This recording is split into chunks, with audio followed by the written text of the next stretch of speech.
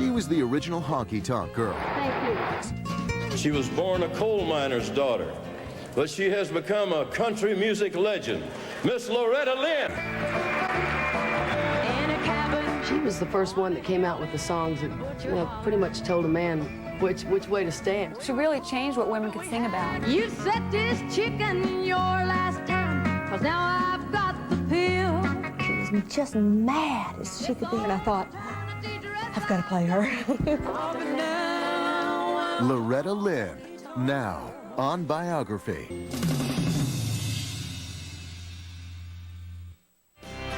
Without further ado, I'd like to introduce a woman that I think is the greatest female singer-songwriter of the 20th century, Miss Loretta Lynn. April 2004, Nashville, Tennessee. And the world of country music is celebrating a new album by an all-time legend, Loretta Lynn. I lie here all alone in my bed of memories. I'm dreaming of your sweet kiss. I was sitting there listening to it thinking, I haven't heard music like this in years, and I didn't even realize it. Cool, I love her. She's one of our true treasures. Ever since you left me, I've done nothing but wrong. From her very first hit record more than 40 years ago to today, few singers have connected with their fans more than Loretta Lynn.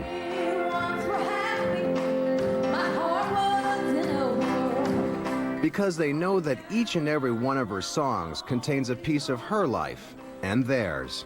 All my fans share their life with me. I share mine with them. And we talk about our lives to each other. And that's where a lot of my songs come from. She brings you in and speaks to you as if she's known you all her life and all your life. And it's an amazing gift. Loretta Lynn's been inducted into the Country Music Hall of Fame. She was the first woman to be named Entertainer of the Year. She's had an amazing 16 #1 hits. You set this chicken your last time, 'cause now I've got the pill.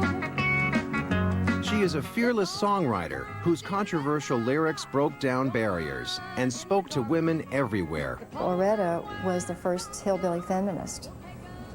Look at her songs, The Pill, Don't Come Home a-Drinking with Lovin' on Your Mind, Fifth City, You Ain't Woman Enough to Take My Man. But as famous as she is, there's a part of Loretta Lynn that will never leave the remote hills of eastern Kentucky and the gritty life she lived in Butcher Hollow. She was born Loretta Webb on April 14, 1935, in a one-room tar paper cabin, miles from the nearest town. Her mother named her after a movie star, whose picture was pasted on the wall to keep the wind from whistling through the cracks. She had Betty Davis and Claudette Colbert and Loretta Young papered up. And it was the day before I was born. And she said, I laid down across the bed and I looked up at them three girls and I thought, if this baby is a little girl, I'm going to name her after one of these women. And she said, there's nobody as pretty as Loretta Young, so I'll name her after her. Music was a part of Loretta's life from the day she was born. Dad played the fiddle a little bit. Grandpa, he played the banjo. Mom sang. Matter of fact, she had a twin sister. When they were younger, they traveled around in different churches and they did a duet. And so I think we got our singing from Mom, actually. They'd play in the evening, sang the songs that they wrote. Of course, us kids would be playing around and dancing around while they were singing and telling their big stories, you know. Loretta, she always sang. Mom taught her to sing very young, too.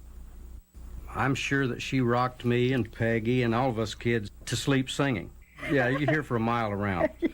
She'd get out on the front porch in the swing and all the neighbors could hear it. Loretta was born in the middle of the Depression and was 6 by the time the Second World War began. She grew up in a large family, the second of 8 brothers and sisters. Their mother, Clara Webb, supported the family by taking in laundry and washing it by hand. She had big blue eyes and dark complexion and had long black straight hair. And she was Indian all the way. She made her own medicine. If we got sick, she knew how to take care of us. During the Depression, Loretta's father, Melvin, built roads for Franklin Roosevelt's Works Progress Administration. After the war, he supported the family by working the coal mines. He worked on his hands and knees in a coal track that was 3 feet high. He'd come home late at night with bloodied knees and a soot-covered face. Like many coal miners, he suffered from black lung, a condition where the lungs become choked with coal dust. Loretta had a short childhood. She met her husband-to-be at a pie social at the local schoolhouse. She was only 11 years old. He come in from the Army, and he was ready to go over to Germany, I guess. The holler split off, and he lived up in one holler, and I lived up in another one. And I watched him walk all the way up the hill. I thought he looked like a little toy soldier. That night I went in the house humming, and Mommy said, "Loretta, who brought you home tonight?" And I said, "Doolittle, Lynn." And Mommy said, "Don't you ever let me hear of that ever happening again. He's too old and he's too wild for you." But it happened. Despite her parents' objections, Loretta married Doolittle Lynn when she was just 13. But right from their wedding night, their marriage was troubled. He threw all my meals out. Everything I'd cook, he'd throw out. No matter how good they were, he'd just throw them out. But he had another girlfriend. He wasn't fooling me. When Loretta was 3 months pregnant with her first child, Doolittle left her for another woman. Loretta returned to her parents' home in Butcher Hollow. We stayed separated till I was almost 7 months pregnant. Every night I'd cry myself to sleep, and every day I'd find every four-leaf clover I could. And Mommy'd always say, if you put four-leaf clovers in the Bible where it says, "And this shall come to pass," if you open up the Bible and it says that, and you put your four-leaf clover in there, it'll come to pass. So the Bible was stuck full of four-leaf clovers. 2 months before the baby was to be born, Doolittle begged Loretta to come back. He was determined not to follow in their father's footsteps down into the coal mines, so he hitchhiked to Washington State, where he found a job on a farm. When Doo sent for Loretta, she sadly packed her things, preparing to leave Butcher Hollow for the first time in her life. I can remember I was about 3 or 4 years old, and I was at the foot of the bed, and Daddy was going to have to take Loretta out to meet the train. And there I sat, and she was packing her things, and for a while I thought she was going to pack mine and take me with her. Loretta arrived at the farm in Washington, only to find Doolittle running a moonshine operation on the side. He was so successful at it that he was given the nickname Mooney. While he peddled home-brewed whiskey, Loretta cooked and cleaned for the farmhands. I worked and cleaned house for people, and I picked strawberries, and I worked for the Green brothers so that we got to live there for nothing. There was 36 ranch hands that they had, so their aunt lived with them, and I'd help her cook. In 1949, Loretta gave birth to her first child. She was still a child herself, only 14 years old. I'd bathe her and I'd change her clothes. It was like me playing with a little doll. The second one come along and this got a little rougher. And then the next one, and the next one, I knew then it wasn't no game. In fact, by the time Loretta was 18, she had 4 children. She and Doolittle constantly struggled to support their new family. And he didn't make it any easier by drinking, carousing with women, and even hitting Loretta. He never hit me one time that I didn't hit him back twice. Loretta's memories, both good and bad, would become the inspiration for her songs. But at age 18, she had no thought about becoming a singer. Until one day, when Doo came home with a birthday present that would change her life and country music forever. As an 18-year-old mother of 4, a career in country music was the furthest thing from Loretta Lynn's mind. But her husband, Doo, saw something special in her. When I started singing, Doo had never really heard me sing a song all the way through. He just told me he thought I could sing as good as anybody that's out there making money. When I'd come home, she'd say, "Honey, listen to this song I wrote today." And she'd sing me this song that she'd wrote, you know. Didn't have no guitar or anything.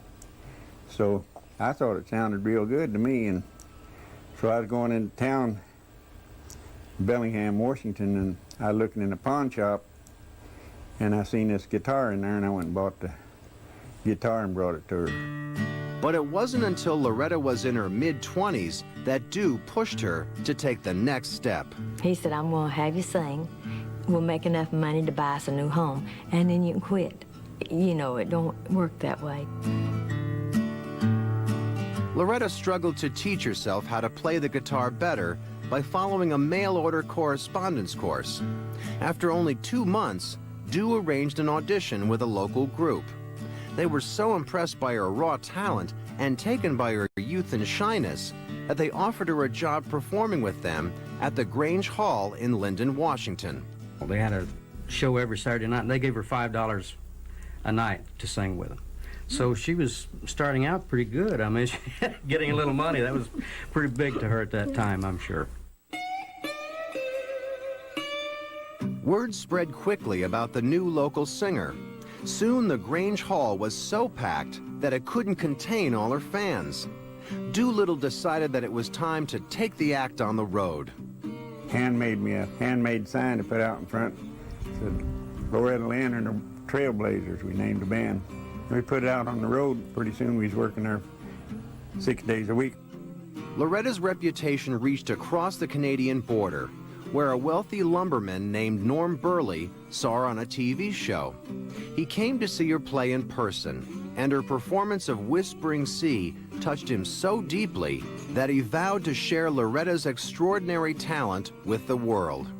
He lost his wife, and he'd go out at night and sit by the sea on a big rock, and he said he'd always talk to his wife, and that reminded him of his wife, and he wanted me to record that. He said that he wanted to start a label, and he wanted to know if I'd be interested in it, and I told him sure. He gave me some money and a couple of credit cards and told me to go to California and make a record. In 1960, Loretta and Doolittle packed a few changes of clothes and headed for California. When they got to Los Angeles, they began knocking on studio doors. Most wouldn't give the young couple from Kentucky the time of day.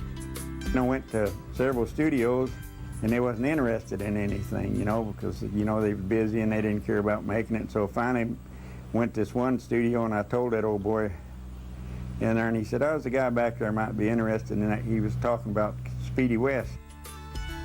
Once Speedy West, a well-known producer, heard Loretta sing, he knew that fate had delivered something very special to his doorstep. Keeping her word to Norm Burley, she recorded Whispering Sea. But for the flip side, she chose another song that she had written, I'm a Honky-Tonk Girl.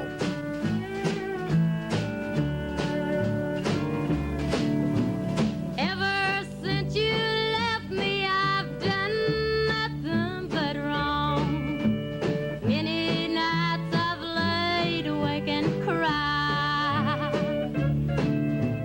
We once were happy, my heart was in a whirl, but now I'm a honky-tonk girl. Norm Burley was so happy with Loretta's success that he offered to pay for a promotional trip across the country. Loretta and Dew left their children with relatives and set out to promote her new record to DJs all over the United States. As they entered each new town, they'd flip the radio dial until they found the local country station. Next, they'd spot the tower and follow it to the source. Loretta would slip her way past the receptionist and head right for the DJ. Yeah, I met Loretta. She came to town. I was a disc jockey in a little town named Coolidge, Arizona. And she looked like she was about 12 years old. You just wanted to shut up and listen to her talk. She had that little Kentucky accent, and she wasn't bigger than a nickel. I said, hello, my name is Loretta Lynn, and I've got a record here called Honky Tonk Girl. It's on the Zero label, and I brought you a picture, too. My husband took the picture, and I brought you a card. I've even wrote a card for you. She was really shy. And it took her, it took her a little while. She said, that she'd cut this record, and she acted like she thought I was going to give it back to her and tell her to go on her way, He looked at me like, well, here's a nut. But I didn't let that stop me. I couldn't let that stop me from peddling my record.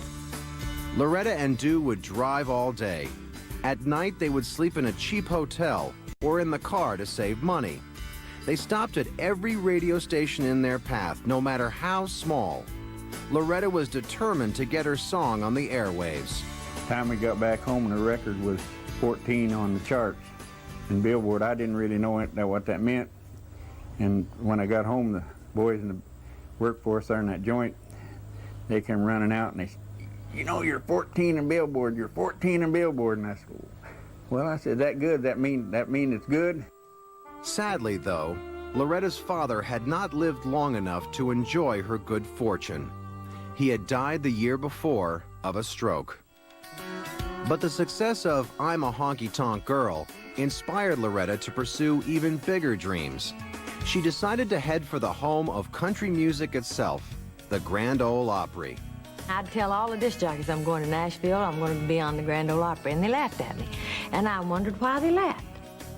Loretta, tell us a little something about yourself, if you will. Where were you performing before you came to the Opry? I had a little band of my own up in the state of Washington, a little place called Blaine, Washington. And we played there 6 nights a week. And my brother played lead guitar.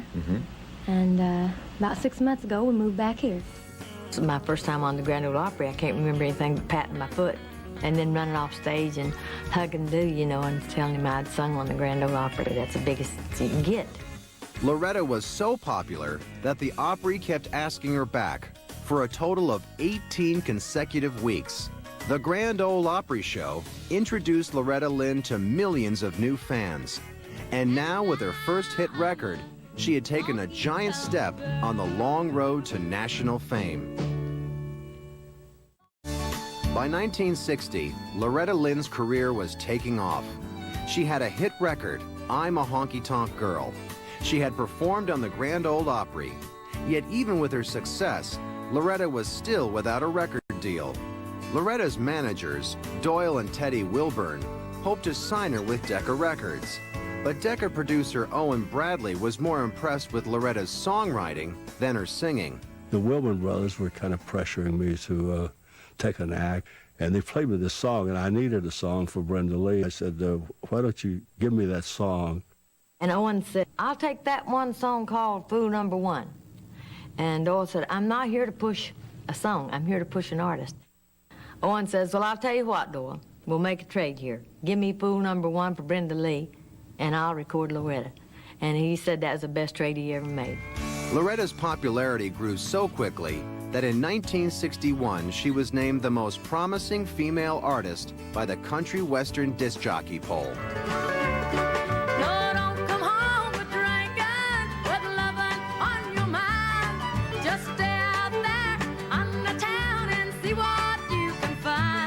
Loretta wrote songs about what she knew best, her hard life growing up in Kentucky, her family, and most of all, her troubled marriage to the hard-drinking, womanizing Doolittle Lynn.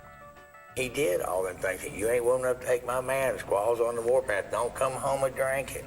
You know, she wrote all them songs about him. If you want that kind of love, but you don't need none of mine. So don't come home. Don't come home drinking. Love it on your mouth. I thought that was great.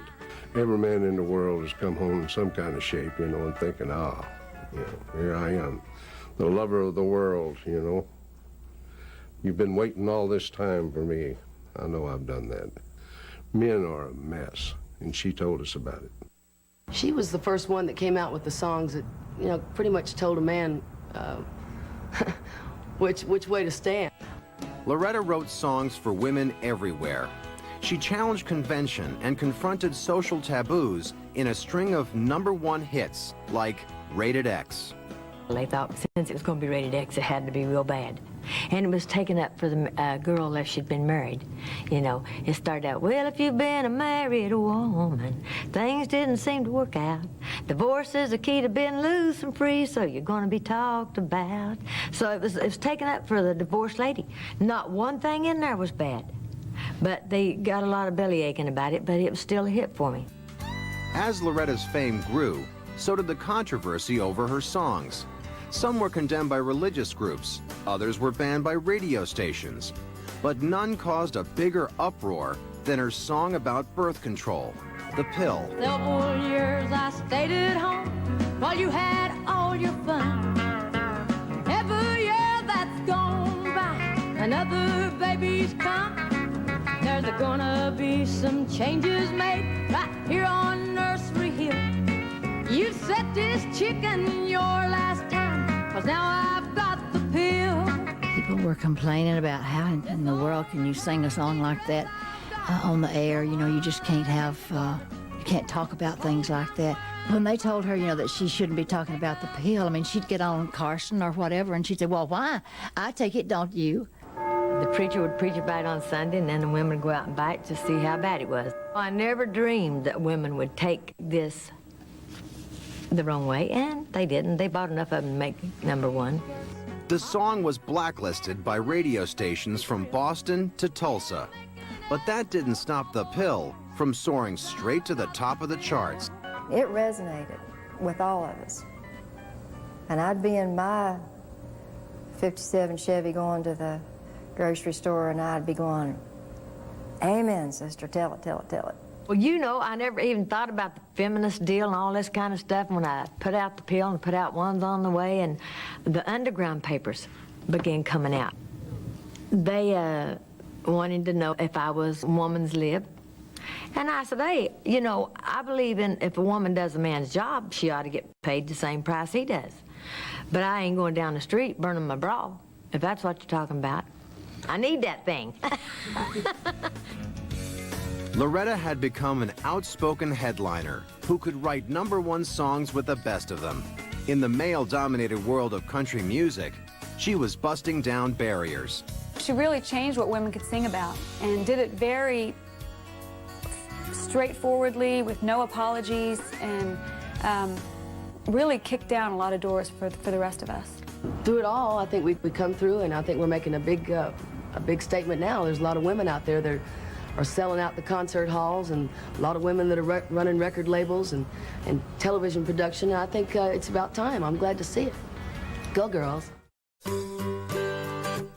By the time she was 29, Loretta Lynn was one of the most popular country music performers in America.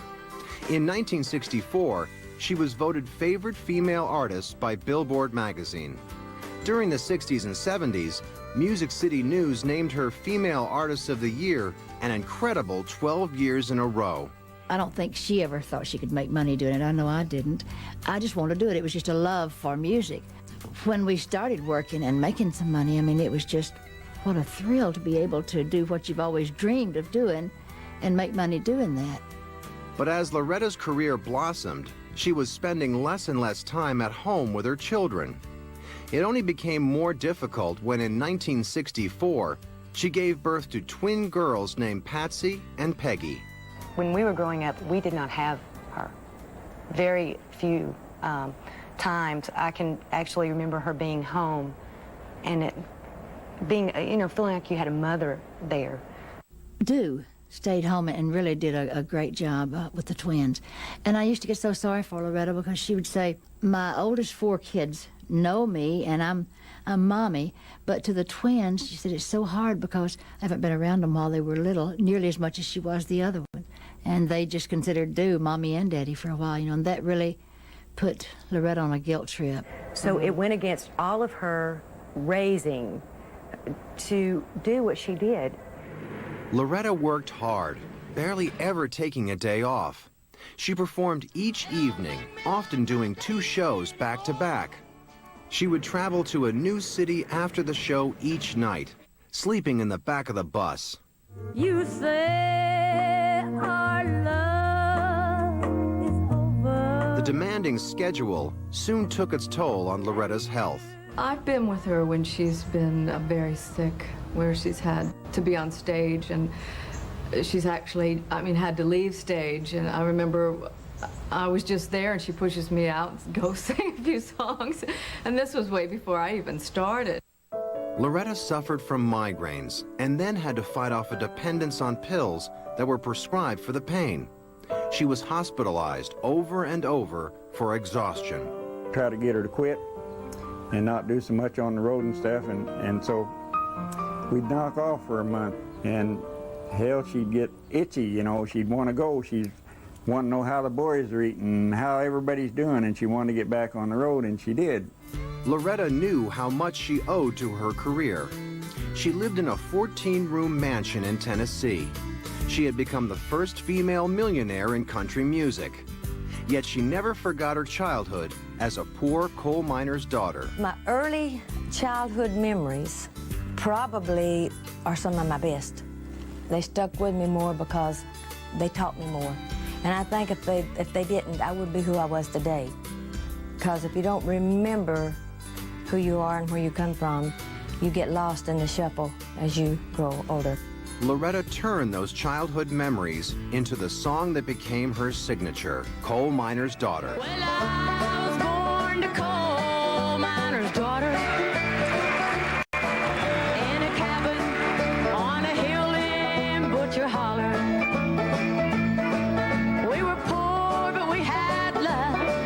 That's the one thing that Daddy made sure of. He shoveled coal to make a poor man's dollar. The album featuring Coal Miner's Daughter sold more than 1 million copies. Despite Loretta's struggle with exhaustion and illness, her success was at a peak. And in 1972, Loretta was selected to receive one of the most prestigious honors in country music. The Country Music Entertainer of the Year is Loretta Lynn.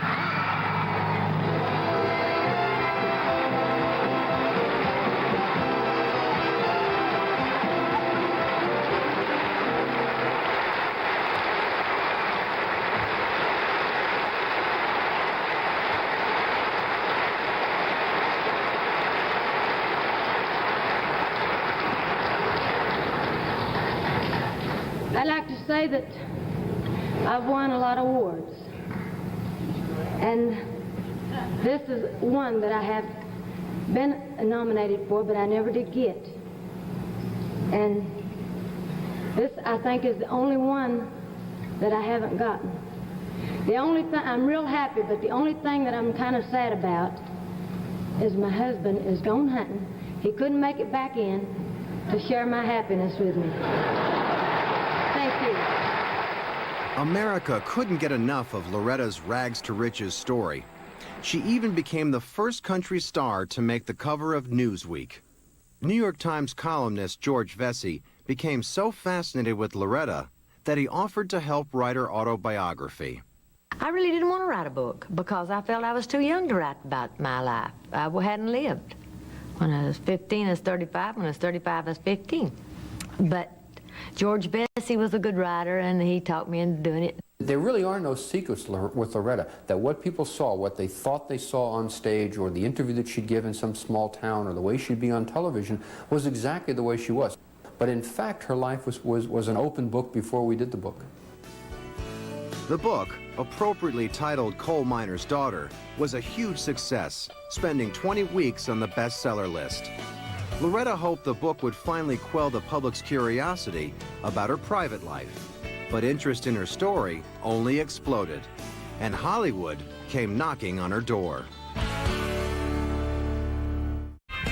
By the late 1970s, Loretta Lynn, the coal miner's daughter from Kentucky, was already a country music legend. So it was no wonder that her best-selling autobiography caught the interest of Hollywood. Loretta signed a contract with Universal Pictures and handpicked Sissy Spacek to play her. I was handed a big stack of pictures, probably a foot deep. I got about halfway down that stack, and it was a blonde-headed girl, long blonde and freckle-faced, and it was a glamour picture. I just threw it out, and I said, this is the coal miner's daughter. And she decided I was going to do it and nobody else, and she started saying on television, little Sissy Spacek, she's going to play me. And I just couldn't believe that this woman was going on national television telling the world that I was going to do her movie when I hadn't accepted it yet. So I was mortified and was determined not to do it. I saw her for the first time, and all of her band members and her managers and agents were all behind her like little ducks following her. She had on a flaming red dress, and I remember she was just mad as she could be, and she was going, bam, bam, bam, bam, bam, bam. I couldn't hear nothing but them dead-burned drums beating in my ear, and I thought, I've got to play her. While Tommy Lee Jones prepared for the role of Loretta's husband, Doolittle, Sissy took on the awesome task of filling Loretta's shoes. She watched Loretta at work to learn how to act and sing like her. She was with me off and on for the whole year. It liked to kill me because I was doing 2 shows a night. And then I'd work almost the rest of the night with Sissy. We knew each other inside and out. I knew as much about her as she did about me. And I felt that was the way it had to be. Coal Miner's Daughter premiered in March 1980 to critical acclaim. And Sissy Spacek won an Oscar for Best Actress. I can't breathe. I feel like I'm gonna faint. Well, that's what you're supposed to feel when you're in love. The book and the movie was a big career move for my sister, but you know, it was perfect because that is my sister, and I think it put her in a place where they really saw my sister. You know, she's the coal miner's daughter. Loretta attended the movie's premiere with her mother, Clara. It was one of the last happy times they would spend together in public. On Thanksgiving Day in 1982, Clara passed away. I went to Kentucky when her mom died, and that was a very terrible experience. And Loretta sang all night. We stayed there all night, and the one thing that she would sing all night long was, "If I Could Hear My Mother Pray Again." Beautiful, beautiful song. And that seemed to help her get over the grief. She would just sing and think of her mom, and she'd laugh and tell stories about her mom. For Loretta, it seemed there was sadness around every corner. In July 1984, she had a seizure while touring and had to be hospitalized. She had no idea that at the exact same time, she was losing her eldest son. 34-year-old Jack Benny Lynn, an experienced rider, drowned while crossing a river on horseback. When you lose a child, that's something you don't ever think of ever doing. And it leaves a hole in your heart that never is refilled. It's still there. And at night, I just ask God to hold him for me till I get there. In times of crisis, Loretta would always rely on her husband, Dew, for support. To outsiders, their marriage was a puzzle. How could someone whose songs were all about strong, independent women stay with a man who drank heavily and had affairs? If something happened, I would write a song and I could say it to him in a song where I couldn't just stand up and say it to him, you know, without a fight. And it always helped me. I felt that it did. Daddy worshipped her. Beyond anything. He worshipped her. And she did Daddy. I don't care what people think or what they say. Their love was special. As Dew got older, he seemed to mellow, but the drinking never got better. I felt sometimes it was better to be on the bus than it was to be home because he was drinking so much, you know. Dew wouldn't go after a while because he did not want the public to see him drink. And I understand it because he had this problem and it's a disease. By the early 1990s, Dew was seriously ill with heart failure and diabetes. Both of his legs had to be amputated. Loretta largely put her career on hold to take care of him. And it was, in a sense, killing Mom. I mean, it was literally killing her. Watching it and sitting with him, and it was the most awful 4 years and she was that anybody could ever go through. In August 1996, the end came. Doolittle Lynn, who married Loretta when she was just 13, who bought her that first guitar and believed she could be a great singer, died at the age of 69. They loved each other dearly. And, you know, think about it. They stayed together 48 years. And then they would be together today if he was alive. I love Dew. All of his life I've loved him. And I miss him today. I love him still today, to this day. No matter how hard we got along and no matter what kind of a life we had, he was still the man in my life. Crushed by Dew's death, Loretta withdrew from public. For months, she didn't tour or record. My mother grieved. You go through these stages. There's the angry stage. You know, why I'm alone. You know, why did he leave me alone? If he wouldn't have drank all those years, he wouldn't have done, you know. For a long time, she was real depressed. You know, like we didn't work for a while. We just stayed on the ranch and stuff, and then she just said, hell with it, we're going to work, and we just left. Just as she had so many times during her life, Loretta Lynn had found the strength to bounce back. And now, as she was entering her 5th decade as a singer, she was about to show her fans a whole new side of her life and her music. That ain't all, I lost my mind in Oregon. Loretta Lynn is one of the most celebrated artists in country music history. With more than 50 top 10 hits, she's received more Country Music Association nominations than anyone. For all that, she was inducted into the Country Music Hall of Fame in 1988. I would have dressed up if I'd have known this. Minnie told me that I might get this, and I said, no way, Jose. And she bet me $5, and now I've lost $5. And 15 years later, her remarkable career was celebrated at the prestigious Kennedy Center Honors before a crowd that included President and Mrs. Bush. But Loretta was never one to rest on her laurels. More than 40 years after she first sang I'm a Honky-Tonk Girl on the Grand Ole Opry, she was still playing to sold-out crowds across the country. Ever since you left me, I've done nothing but wrong. Every day, watching her perform and watching her connect with an audience is still the most amazing thing to me. I can never get enough of it. And neither could her fans. They not only continued to flock to her shows, Thank you, honey. I hope you enjoy that. Thank you. they made the second volume of her autobiography, Still Woman Enough, a national bestseller. I idolize her. I just think she's fabulous. She's such an honest person from the heart.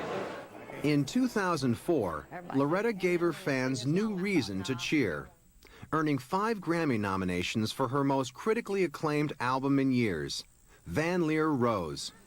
In an unusual pairing, it was produced by a hot young rock musician, Jack White of the White Stripes.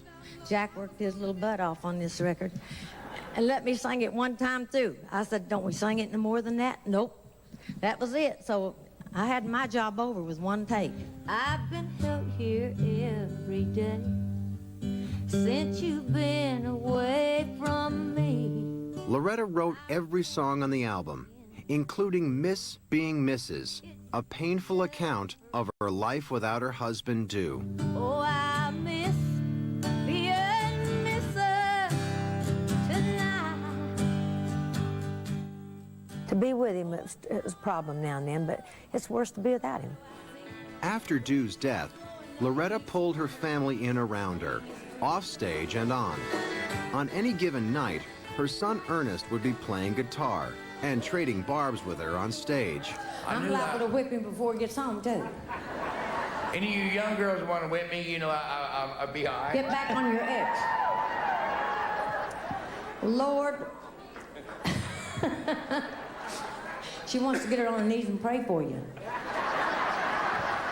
He needs it, honey. That'll work. And Loretta's twin daughters, Patsy and Peggy, also performed with her. As a duo called the Lynns, they enjoyed their own successful music career. Are you taller than me? Mother, you're the shortest one in our family. Well, thanks. For Loretta, it was a chance to grow closer to the children she so often left behind when they were growing up and she was on the road. She was happy to have them near, but bittersweet about the direction their lives had taken. I would have rather my kids would get into any kind of business except the music business, because it's not a very good life for a person that wants to be a homebody, you know. It wasn't for me. I love you more than my Irish. As she neared her 70th birthday, Loretta was still keeping a very active tour schedule, but spending more time at home. She does better. She enjoys it more.